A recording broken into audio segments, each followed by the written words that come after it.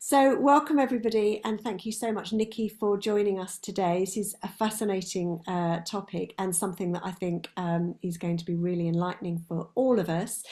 And questions, as always, if you've got them, make a note of them. By all means, put them in the chat if you don't want to voice them. If you think of something afterwards, then they go in the chat. So everybody who's registered will get a recording of this, and it will also eventually go into the group and eventually go onto YouTube as well. So, Nikki, welcome. And would you like to take it away? Okay, thank you. Thank you. Hi, everybody. My name's Niki McGlynn. I'm a complementary therapist and a neurodevelopment therapist and trainer. And I'm talking today about primitive reflexes, what they are, why you need to know about them, and what you can do to encourage them to integrate. So, just very briefly, my background is I trained as a homeopath many years ago now, and still practice as a homeopath, and then subsequently trained as a reflexologist. And my daughter was diagnosed with dyslexia when she was 12, and I was looking for something specifically that would help her, so that she didn't struggle at school the same way that I did.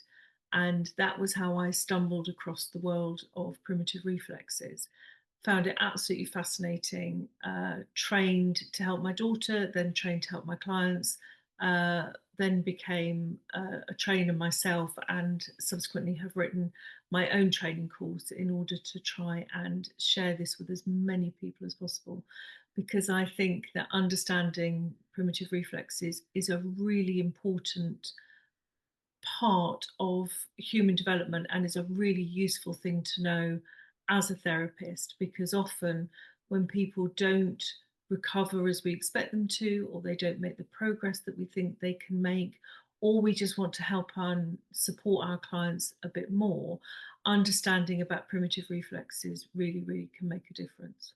Nikki, can I just jump in there and ask a Yeah. question? Yeah. Because I've got lots of students who have got children who are recently being diagnosed as dyslexic and a number of other conditions. How did it help your daughter at that point as a 12-year-old? As a 12-year-old, well, primitive reflexes in children that are retained become primitive reflexes in adults that are retained. So you can work on reflexes at any point. And the approach is always the same. It's always or my approach is always a movement program. So if I just explain briefly what reflexes are, so it makes a bit more sense how it all sort of ties together. So primitive reflexes are movement patterns that babies make. All babies make them all over the world, and those movement patterns help to develop the central nervous system. And if they aren't able to express themselves fully because of lack of movement in the womb, or intervention in the birthing process, lots of primitive reflexes are involved in the birthing process. So if something's happened in the birthing process, that stops them being able to express themselves fully. Or if earlier reflexes are retained, that will then interfere with the development and the integration of subsequent reflexes. Those reflexes get stuck in the system and will still be trying to exhibit that same movement pattern. And that's what we call retained. So they're retained in the system. And then they become integrated into the central nervous system through movement. So they don't disappear. They are always there, but sort of inhibited, so, or integrated. So they can re-emerge. So shock or trauma can trigger reflexes to re-emerge. It's usually something to do along those lines, because they're part of our survival instincts. So with my daughter, I found a movement program that I did with her, and it really helped, really made a difference up to a point. But of course, because she was my daughter and because she was at that sort of adolescent phase, um, we stopped doing it after a while. But now that she's in her 20s, she's much more interested in working again with doing movements. So the way I work is I don't focus on each particular reflex. I focus on the whole person. You know, my background is as a homeopath, so I prefer the sort of holistic approach of working on the whole person. But that being said, it's important to be able to identify and understand what each of the different reflexes are. So if I take you through a real sort of stop tour of what each reflex is, how it affects people, the sort of problems that it causes, then if you've got any questions, you can come back to me with questions, or you can come and do my training course, which is obviously even better. So if we start at the beginning with a reflex called the fear paralysis reflex, and it's not a truly primitive reflex because it doesn't exist beyond birth, or it shouldn't exist beyond birth. It should develop and integrate in the womb. So proper primitive reflexes develop in the womb, integrate after birth. But the first reflex that we're concerned with is the fear paralysis reflex. And what that reflex does is it shuts down the whole system. So in the womb, if mum is stressed or ill, then the baby will stop moving in order to not draw more resources from the mum than she's able to provide. So if that reflex exists beyond birth, then what it will do is it will shut down how the baby functions, or how the child functions, or how the adult functions. So when we look at things like selective mutism, that's a fear paralysis condition, or what I would consider a fear paralysis condition, because it shuts everything down, it freezes everything. So when we look at things like real problems with being able to interact with other people, anxiety, phobias, not being able to leave the house because you're so anxious, that's a fear paralysis symptom. So it also affects that first breath. So the first breath is triggered by the next reflex we'll look at.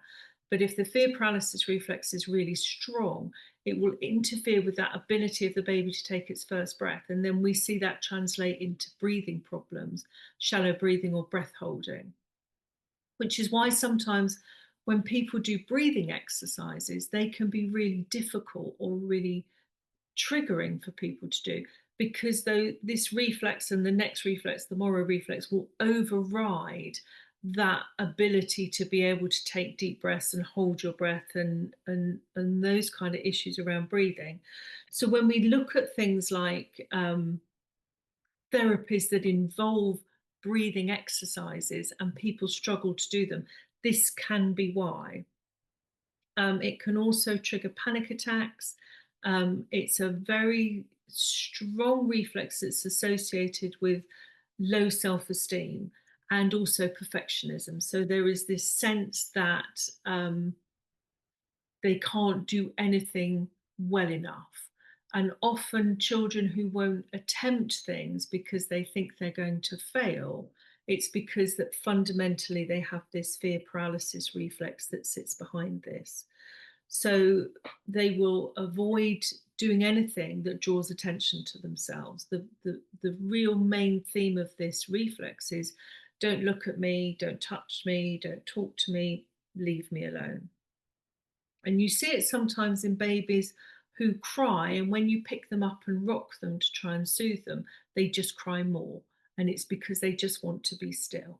And because they want to be still, their vestibular system doesn't develop properly.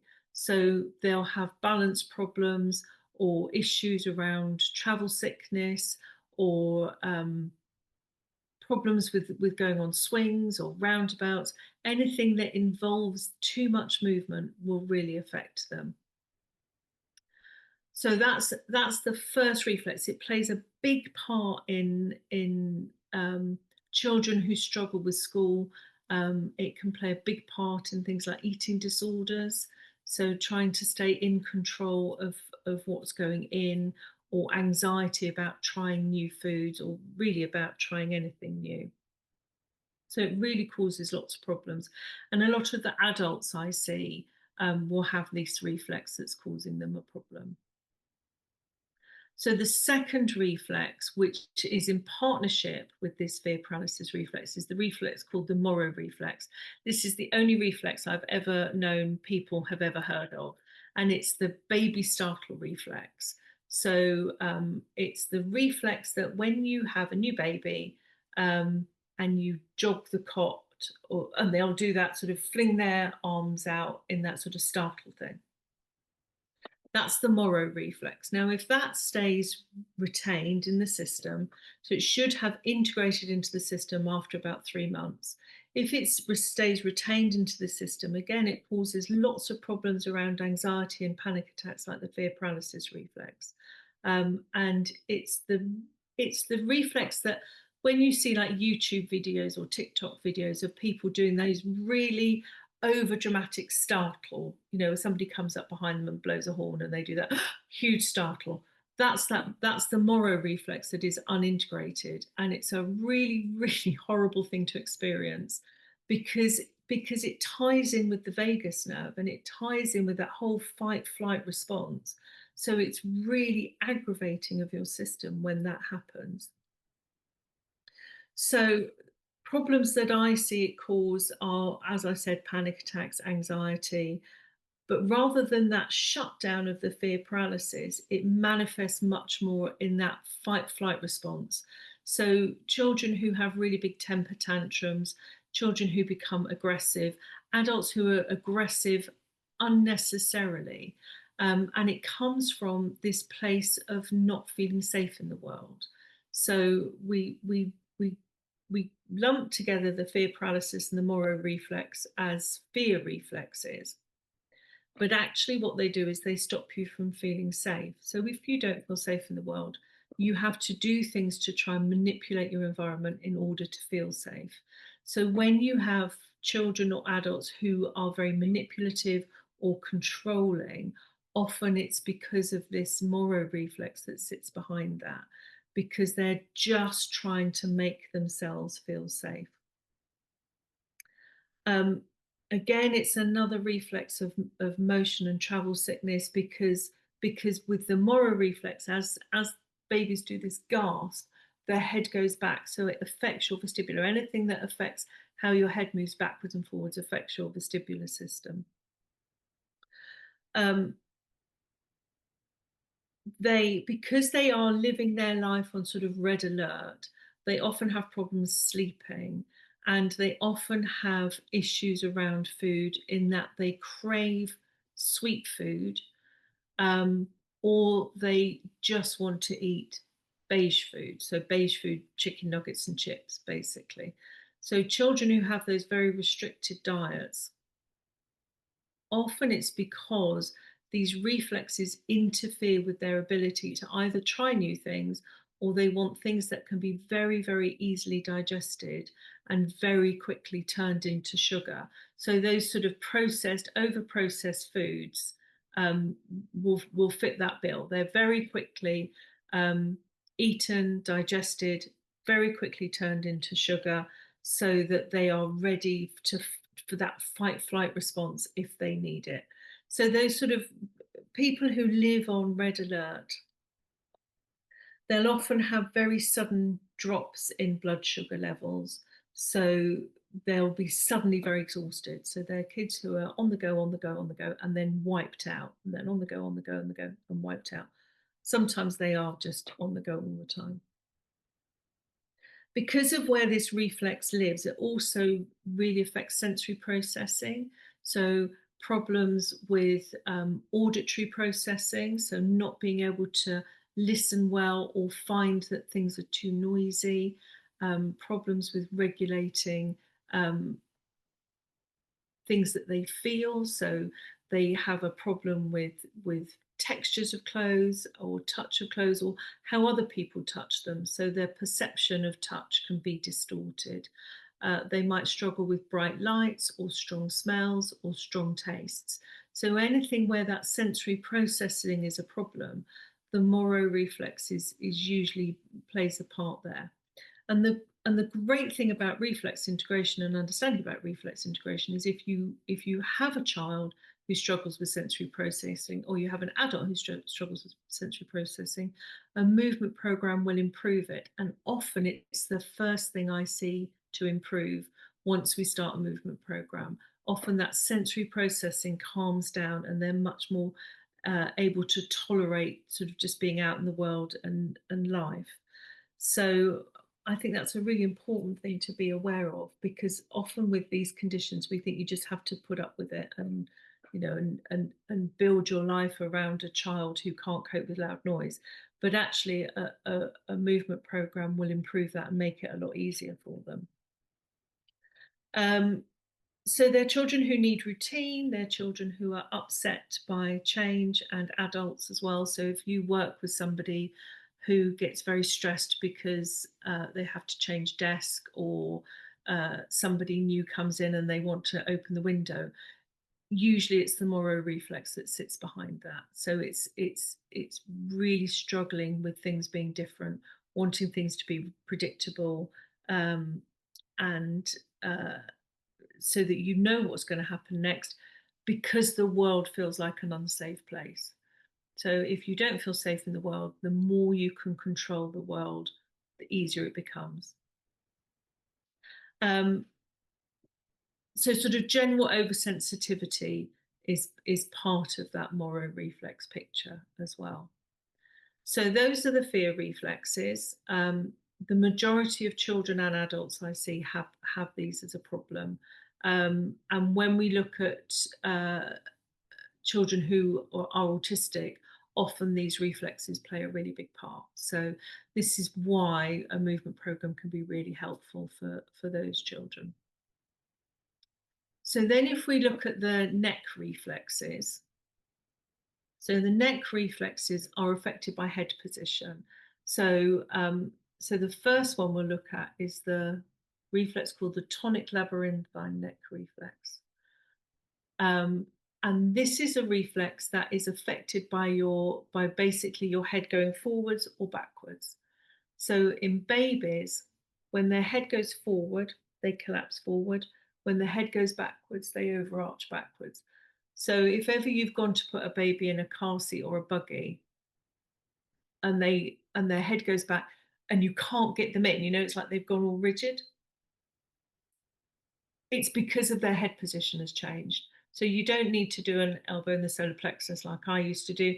You just need to get them to move their head forward. So if you do jangle your keys in front of them so they move their head, they'll collapse forward. You can put them in their car seat or the buggy, do them up, and it solves the problem. But because of this collapse and hyperextension, if this reflex remains active, then if you're a child or an adult, your head comes forward, your instinct is to collapse. So children who are collapsed on their desks, they do their writing lying on their desk.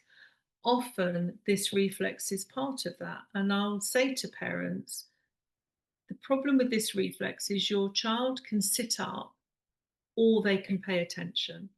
They can't do both. Because if you've got a child who's triggered every time they look down and their body collapses, to be able to stay sitting up and paying attention requires all of their brain concentration. And if you're concentrating on sitting up, there's no space left for learning. So it's really important for that. So generally what we see with this reflex are weak neck muscles. So if you've got somebody who has neck pain or upper back pain, and it doesn't improve as you think it should, then often this reflex is part of that. So again, it's another reflex that causes travel sickness, and anything that involves the head causes problems with balance.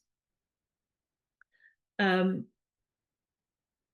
it causes problems as well with a fear of falling, because if you look down, your body feels like it's going to collapse forward. So if you're standing at the top of stairs or an escalator or on a hill and you look down, the instinct of your body is to collapse forwards, which immediately makes you feel like you're going to fall and you have to hold on.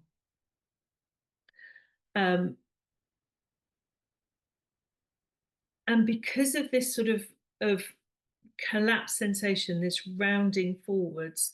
Um, Generally, we get a lot of hypertonia.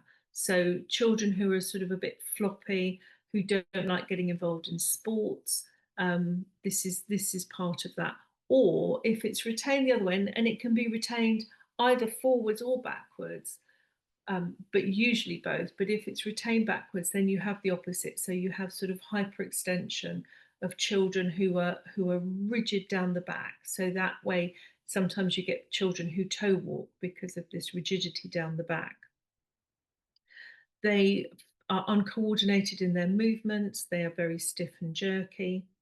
And all the neck reflexes are particularly associated with processing. So those executive functions that involve processing. So the neck reflexes are associated with dyslexia, dyspraxia, dyscalculia. So things like being able to sequence information, to be able to work with time. This reflex has a lot to do with time. So if you have somebody who struggles with coping with time, then often this reflex is part of it. Also, being able to throw and catch, that sort of hand-eye coordination, is also affected by it. Neck reflexes also affect eye tracking. So if you have a problem with being able to catch a ball, for instance, then often this reflex is part of it, because being able to follow a ball into your hands is really difficult. So the next reflex is a reflex called the asymmetric tonic neck reflex. And this is a reflex that is affected by the head going from side to side, so right to left. So again, this affects people who have dyslexia, dyspraxia, dyscalculia. And it affects your ability to track your eyes from right to left. So sometimes I see children who absolutely hate reading, and they hate reading because it's really, really hard, because they're having to track left to right. And that is a really difficult thing to be able to do if you can't control your eyes properly. So they can read things like text messages, comics, things that have a very short amount of writing across a page. But if they've got to read across a whole page, that's very, very difficult for them to do. So this reflex generally will create asymmetry in the body. So people who tend to be lopsided, that's usually an asymmetric tonic neck reflex issue.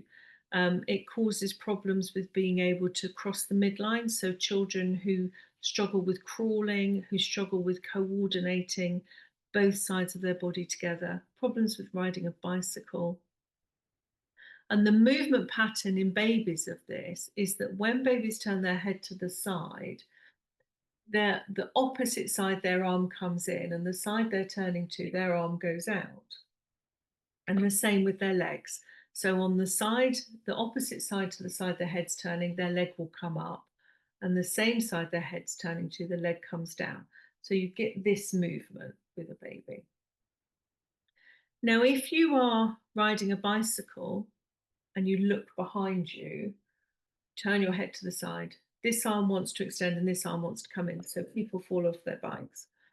But also, if you're sitting with somebody who's driving and they look behind them, or they look at their sat nav, or they look at you, the same thing happens. There's on the steering wheel, this arm wants to extend, this arm wants to come in, and they'll swerve. So if ever you're sitting in a car with somebody who swerves for no apparent reason, it could be simply that they've turned their head.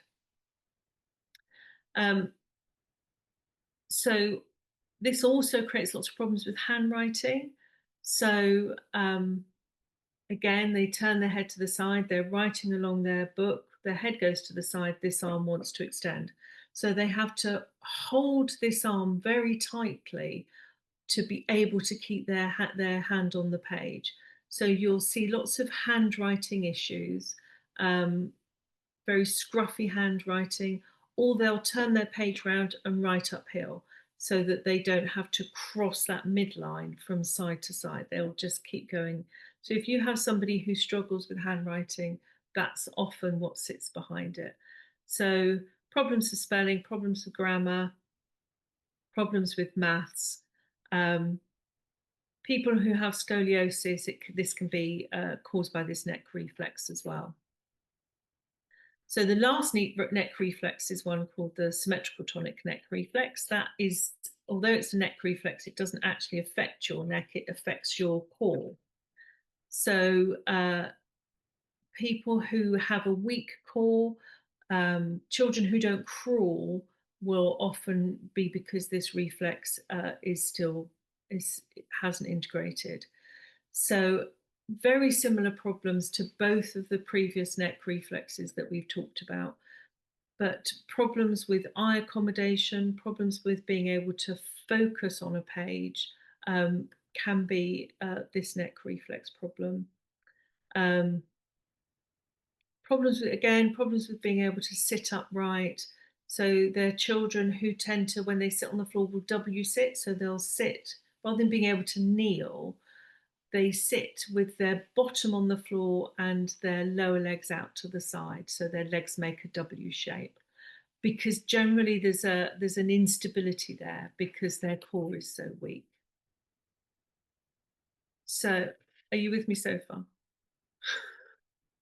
It's a lot of information, but I just think it's really important that you know this, because if you have somebody who comes in to see you and you think, oh yeah, okay, that might make sense. So Fascinating, fascinating. the next reflex is the reflex that people are often consider for children and adults who have ADHD. And it's called the spinal galant reflex. And that reflex lives either side of the spine. Let me show you on my baby. So it lives here, either side of the lower spine. And its job is, as the baby's being born, is that as the birthing canal pushes on one side of the spine, the baby's shoulder and hip will twist towards each other. So as the birthing canal presses on here, the hip and shoulder twist towards each other. And it allows the baby to wriggle down the birth canal. Now, this is a really important reflex because when your baby is in the womb, the spine conducts noise up to the brain before the ears are working. So if a baby is born and this reflex is still active, the spine is still trying to conduct noise up to the brain as well as the ears. So I see children who come to me, they've had hearing tests, there's nothing wrong with their hearing, but they have lots of problems with listening. So a bit like the Moro reflex we talked about earlier, people who have problems with listening and processing information that they hear will often have this reflex retained. So people who have to have subtitles on when they're watching the television, or people who have to ask you to repeat a question but suddenly click on halfway through. They can hear you, but what they can't do is process quickly enough what you're saying, and often it's because of that. So the other thing the spinal galant does is it stops part of the brain called your basal ganglia from connecting properly. Now, the basal ganglia is the part of your brain that allows you to be still. It's part of the brain that's affected by Parkinson's. So it's the part of the brain that lets you be still. And if that hasn't connected properly, then you can't be still. So children who fidget and adults who fidget, people who can't sit still, it's usually because this reflex is still active. So it causes problems with being still. It causes problems with listening. Because of where it is in the body, it will cause problems with bladder control. So in children, late bedwetting, but it can also affect adults in bladder control as well. So particularly for people who have lower back issues. So if you've got somebody who really struggles with lower back pain or lower back stiffness, they may also have issues with their bladder, and addressing this reflex can help that to function better. So we also see problems in people who can't tolerate waistbands. So think of Simon Cowell, who has his waistband really, really high. because he can't tolerate the waistband around the waist, around that area where that reflex lives. Problems with labels in knickers or trousers, problems with IBS or chronic constipation, um, problems with lower back, as we said, and also because it sits on either side of the spine, it can be retained only on one side. So if that happens, that's where you can get scoliosis in the upper back because the lower back is locked or part of the lower back is locked. So the spine sort of deviates to try and find some sort of balance. So it's a really, really important reflex, and I obviously see it in children a lot. So the last two reflexes I wanted to, or the last set of reflexes I want to talk about is hand and foot reflexes. Now, obviously, these live in your hands and your feet.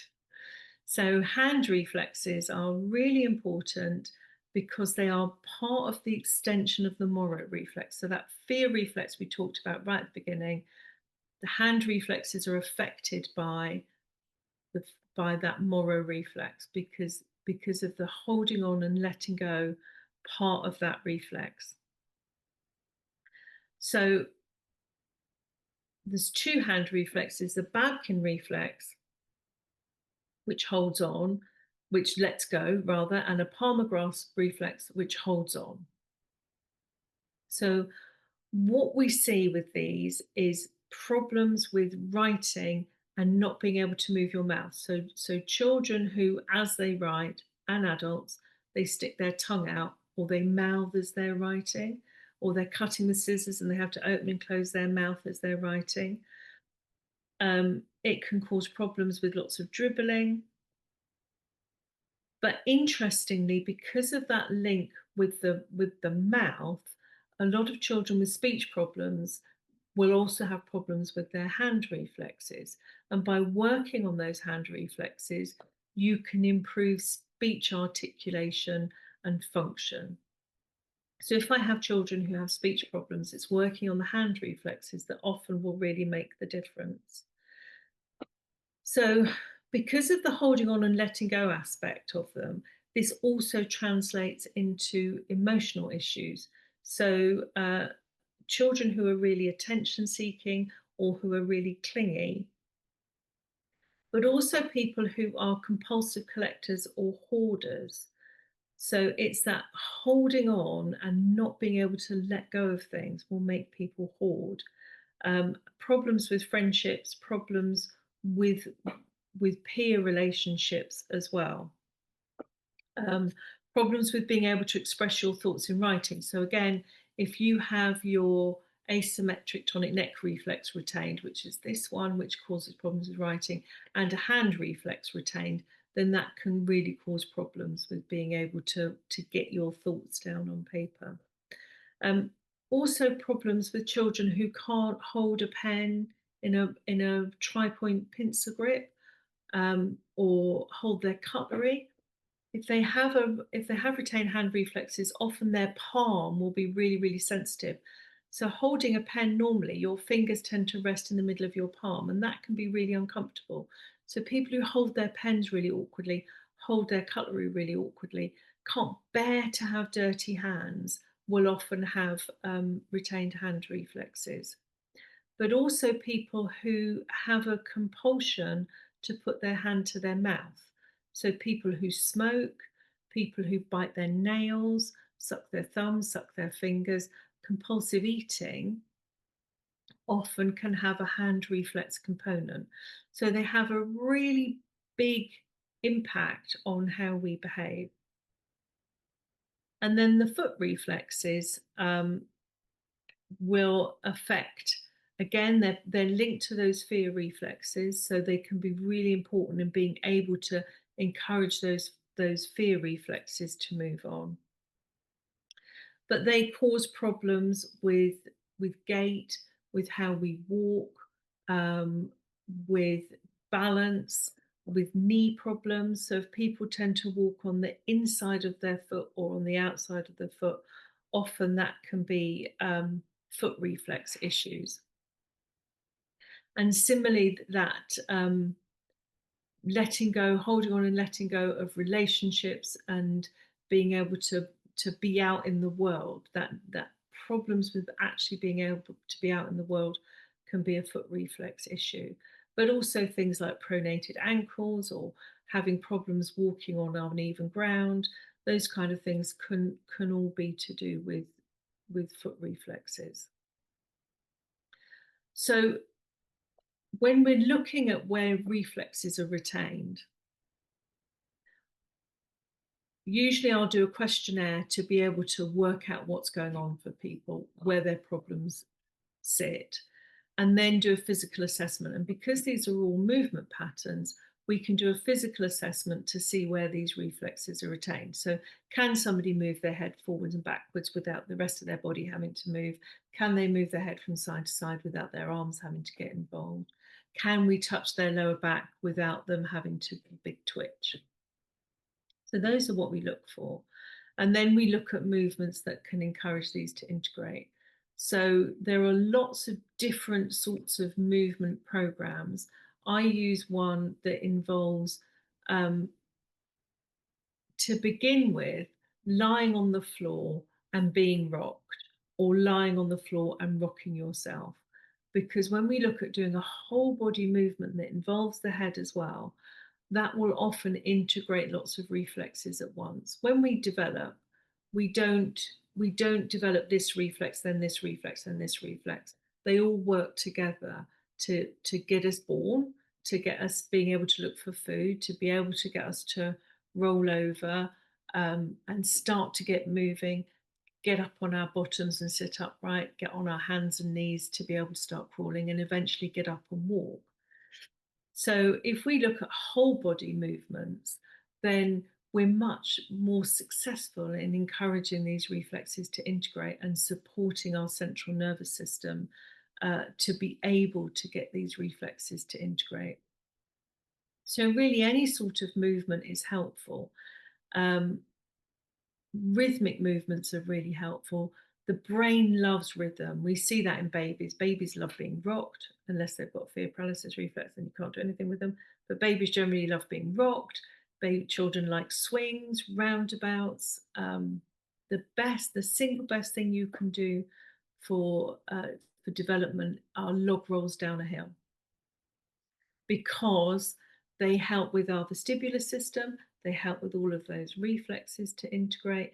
It's really good for proprioception, where our body is in space, and it's really, really good developmentally. And you hardly ever see anybody do it anymore. There's a park near where I used to live, big hill. You never saw kids rolling down hills anymore. So if you've got kids or you know anybody with kids, get them to roll them down a hill. As an adult, it tends to be less successful. I find that adults doing log rolls down the hill can often make you feel a bit sick. So, but for children, it's perfect. So anything that involves spinning or swinging is really, really good for children's development. All those things where kids my kids used to do helicopter spins in the playground, and I'd say to them, "Don't do that, you'll make yourself dizzy." Well, that's the point. Making yourself dizzy allows your brain to develop, and that allows everything else to develop. So all of those things are really, really important. Um, and with hands and feet, going bare feet is really, really helpful. Going bare feet on lots and lots of different textures will really encourage those foot reflexes to integrate. So soft things, prickly things, rough things, cobbles, gravel, water, all of those things are really, really helpful in getting that information from the feet up to the brain to allow those reflexes to integrate. And similarly with hands, hand massage is really helpful. All those sort of games that we used to play, pincer games, picking things up with pegs is really good. Messy play, putty is really good. Anything that involves them getting their hands into things, making bread is perfect. Really, really good at encouraging those reflexes to integrate. And then if you wanted to do something more formal, then looking for a reflex integration course is definitely the way to go. So obviously I teach one. There's lots and lots that are available. I'm really happy to give people more details about those. Okay, that's kind of the end of my bit.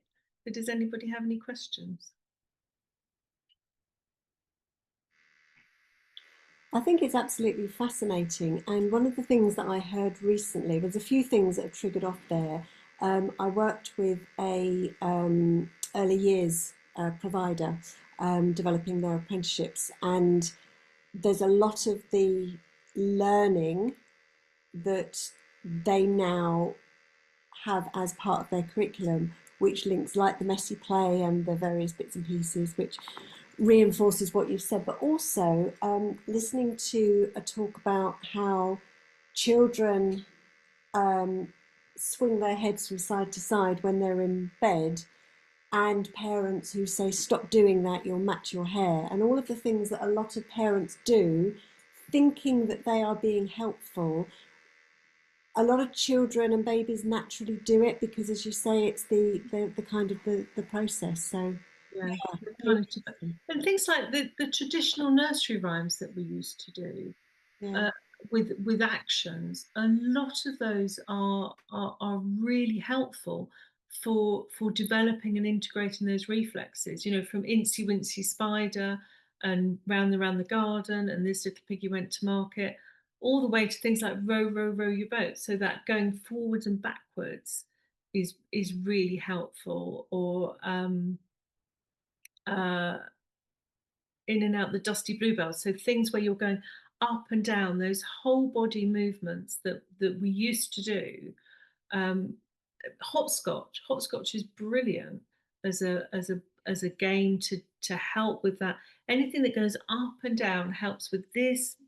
Um, Tonic labyrinthine neck reflex and your symmetrical tonic neck reflex. So anything that gets the head moving up and down and side to side are brilliant for encouraging that development. And by encouraging that development, then you then get the academic development. And I think part of the problem we have now is that children go to school at 4 and are expected to sit still and learn to read and write. But actually, what they need to be doing are the whole body movements to develop everything to then go down to be able to sit and read and write. I think there's a massive opportunity. I'm knowing what I know about the people that we teach reflexology to. Quite often, they are treating people of the same sort of age demographic who have also got children, and it's normally the children that cause the adults the anxiety that triggers having the reflexology. And if you can add into your offering of the parent some guidance and support for their children, then that's just going to have this knock-on effect as well, isn't it? So Absolutely. how easy would it be for a therapist to add an extra service? I mean, you mentioned about being on the floor. Do they need a particular floor space? Is it something that they can teach in their own treatments? Can they teach their clients to work with their children? How would it all work? I'm thinking from a therapist watching this, thinking, well, I'm interested, but I don't quite know how it would. What would I How need it would to fit do? in. So there's a very particular hand and foot massage that I teach as part of the course, which I'm really happy to share with people, that you can then show your parents to do with the children. So so that's a really good place to start. Um, and similarly, though, we I have a lot of clients who have followed their children down the path of diagnosis. So their child will get a diagnosis, and then the parent will go, well, maybe that's Oh, hang me. on. Yes, I've which seen was that my one which as was well. my journey as well. So often it's being able to have that conversation that I think is really helpful. And then when parents are despairing and going, well, I don't know what to do because my child won't go to school, or I don't know what to do because this is happening, then then often it's a way of being able to offer support. So if you say, oh, well, actually, there is this thing called primitive reflexes, and they will interfere with your child's ability to do this, and this is where it is. And there's lots of information on the internet. So when I say floor based, you just need enough floor to be able to lie down and for you to kneel behind. So I mean, this is my treatment room. So this is my couch over there where I do reflexology. And then if I'm seeing somebody for neurodevelopment, we just have the floor space in between. But I had a lady in today who can't get on and off the floor. So I did the movements with her on the couch. That was the next thing I was going to ask you, Nikki, is that an option to actually do it on a couch if you've got... Absolutely, absolutely, absolutely. Yeah, you just need a firm surface. So, and some of the movements are really simple. And really the important thing with working with somebody's central nervous system is just to be sensitive to how sensitive they are. So if you have somebody who's got very strong fear reflexes, then their system is going to be very sensitive. So starting with just hand and foot massage is brilliant, because it just starts to just starts that process of allowing those reflexes to integrate. Sounds like it could really make the whole reflexology treatment so much more powerful. Yeah. Can you overload the system too much? Yes. Yeah. Yes. So if somebody's got a very delicate system, you just need to go very gently. But I think we see that in our clients, don't we? Some people can tolerate, firm pressure, and some people really can't cope with it. So you adapt to what you're working with. But I'll often give my reflex clients homework. I'll say to them, well, you could go home and try this, and then I see how they get on next time they come back. We don't always have to do the whole assessment process. I think understanding where somebody's coming from, and what problems they're having, um, you can give them very simple things to do at home. Spiky balls. Get a spiky ball and roll it between your hands, or roll it on your feet. That can be helpful. Amazing. So I know we're going to put all of the details of the training in the post, but just very briefly, how long is the training, and where does it run from? Because I know that people on this video will be all over the country. Do you travel? Do you know? I do travel. I do travel. I will go anywhere. I need 8 people and a venue, and I'll go anywhere, because I just think this is A, I think it's really interesting, and B, I think it's really, really helpful. I'm running training at the moment in Wokingham, or actually in Bracknell. I've just had to change venues, so I've got training in Bracknell, in Berkshire, isn't it? in Bath, and in London. Amazing. So, And potentially Essex as well. and potentially Essex as well. But yeah, and it's a 2-day course. So at the moment I'm just running an introduction, so it's a 2-day course. It's more looking at the overview of the reflexes, so a bit more depth than we've talked about here, and looking at specific movements that will help, and the hand and foot massage, which I've mentioned, that will help. And then following on from that, there are more courses to do. But this will give you a really good grounding and understanding of of of what's going on and what's involved, and you get a lovely manual as well. Fantastic. And also, I have a Facebook group for people that I've trained. So, I'm really keen to support people in doing this, and I do CPD, usually a CPD afternoon on a Saturday afternoon. So if you've done training with me, then you can come along on Zoom and face to face. So we do sort of a hybrid, so that you feel supported going forwards. So and this is my passion. So I'm very happy to answer questions. Whenever people get started, I'm very, very happy to support people. Well, I think that's definitely given us some food for thought, and I think a lot of people, especially with CPD, are so caught up in the I've got to learn a new modality and I've got to have a different service that's different from everybody else. And actually, it's about having tools in your toolbox just to do the thing that you do better, to serve more people better, and to have that constant referral and word of mouth that everybody craves for. Everybody would love to be full without having to do any social media marketing whatsoever, just because people are knocking on your door saying, I hear that you might be able to help me. That's what we all want. Yeah, And that's why we need to look at additional tools for our toolbox. So thank you so much, Niki. I'll put pleasure. all the details. I don't know whether anybody's got any specific questions. If they have, pop them in the chat now. If not, they can always go in the Facebook group, and there is a oh, that's a good question actually, Fiona. What type of outcomes can you hope to get from working with the reflexes, then becoming integrating and all of the issues? Yeah, so I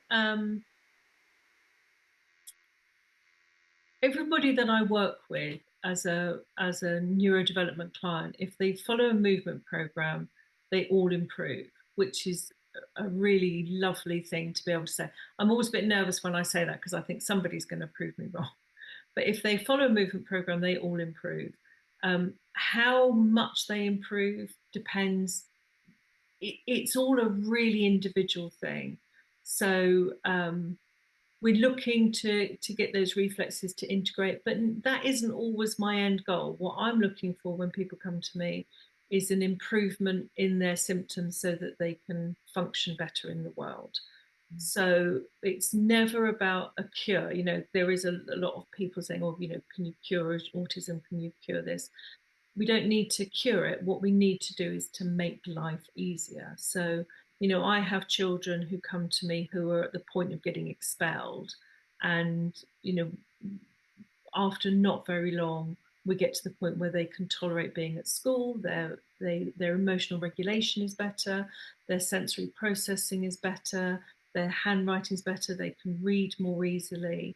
Often their digestion improves, or stop wetting the bed, or whatever it is that people come with, we see an improvement. And I always think that's the most important thing. And I think the majority of parents who bring their children, their number one issue is focus and attention. So if we can improve that, then life becomes so much easier for the child and for the family. And similarly for adults, the adults I see often the reason they've come is because they're struggling with anxiety. And again, we see that they're able to cope better with life, be able to cope better by just being out in the world. That's my aim, is just to try and make life a bit easier for them. And I think it is about the understanding, isn't it? I mean, if I remember having a conversation with one of my students a while ago, and they were very anxious because their children wouldn't wear socks.